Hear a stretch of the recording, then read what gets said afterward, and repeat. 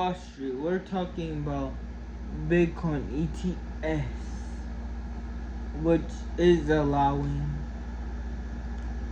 Wall Street to get involved. Of course, BlackRock, which is publicly corporations that's setting up public debt and equity markets, covered up all the Bitcoin. Now, it's not just about Wall Street getting involved. Alright. It's behind Wall Street. See, BlackRock owns a ETF. What we're talking about is a shift. The income markets is a large. We're talking about $3 trillion. So if you have retirement money, means if you have it in a 1K or not even saved up, your money part of it quickly 40-50% in these fixed incomes instruments. Right now, the fixed income that are available wrapped under some collateralized or some CDO is wrapped up that we don't see. It's high risk being uncollateralized and making 305%. The problem is you're losing percent of your purchasing power and making back 3 or 5. This is retirees retire and all that money, 300, trapped in that system. But what the ETS are doing, creating individual products that are basically like straws going into each of these treasure chests. Is they're getting a lot of money from BlackRock. More importantly, saving millions of people whose money is ever stuck at high risk, low yield, even keeping up with inflation, and now they're offering a way out to get rich. And yes, this is massive. Yes, this is massive for ETFs. Yes, this is massive for Bitcoin. Okay, so shift number 5. Where we're at right now is we're settling through the parabol phase of Eunice curve. One way we can look at technology is the S curve, and the way it works is it goes from 0% 10 adoption to 90% 10 adoption. Means the middle part, it's straight parabolic, and that's exactly. We can look at Bitcoin's growth and see it's happening very quickly. A lot of people thinking like, well, you can't keep going up at this same rate, right?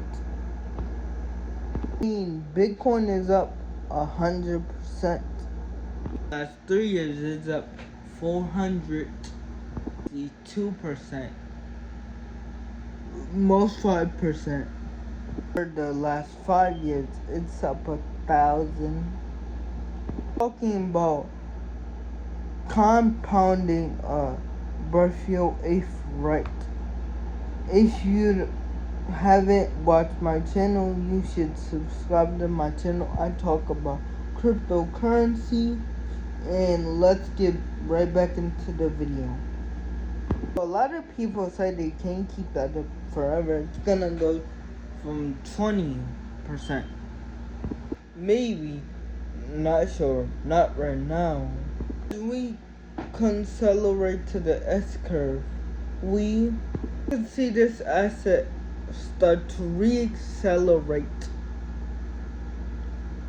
What we're witnessing is massive witnessing banks, institutions, Wall Street, things like that in that nature.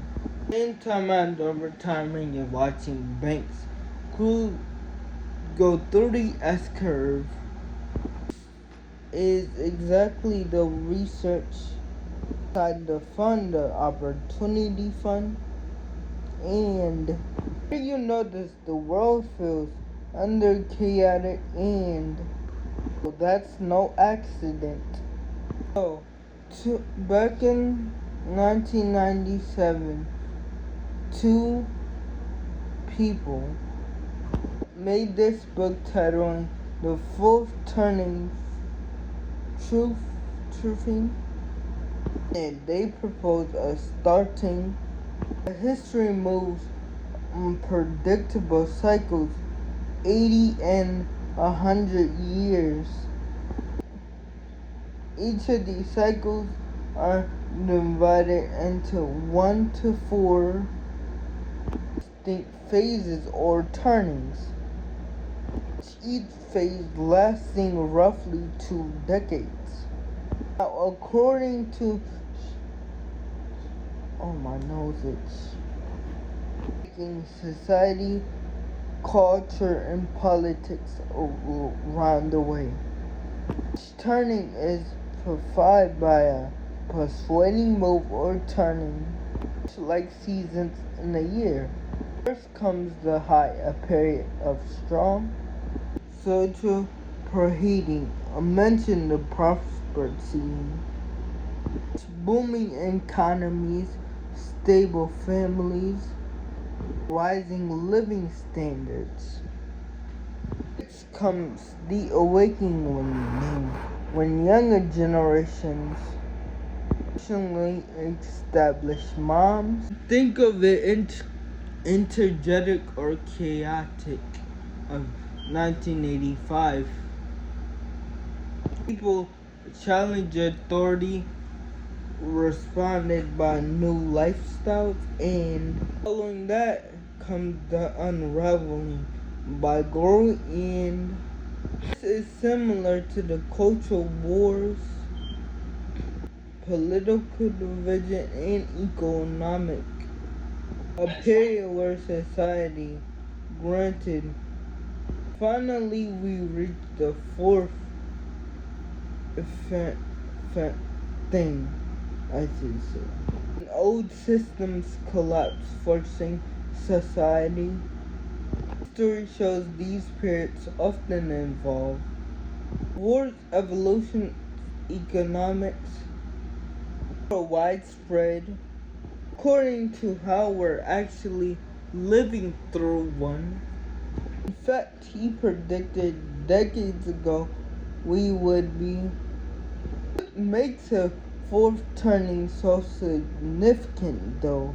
The way it fundamentally reshaped its society and our company. I mean, I say in company, sorry y'all. Remember them forest fires in LA? Yes. But remember them old systems shut down.